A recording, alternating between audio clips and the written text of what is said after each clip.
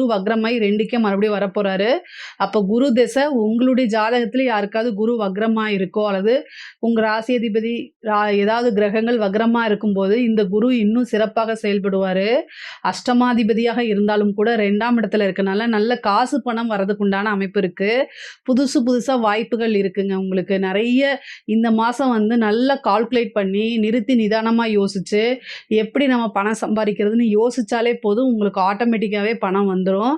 அதுக்குண்டான செயல்பாடுகள் தன்னால நடக்க ஆரம்பிச்சுரும். இந்த 7ஆம் இடத்துல நெறைய கிரகங்கள் இருக்கும்போது, நெறைய பிரச்சனைகள்ல இருந்து நிவர்த்தி கிடைக்குங்க. நீங்க கையாள்றதுல உங்களுடைய ஆளுமை திறன் தான். நீங்க எப்படி ஒரு விஷயத்த ஹேண்டில் பண்றீங்க அப்படிங்கிறத பொறுத்து தான் உங்களோட பிரச்சனைகள் தீரப்போகுது.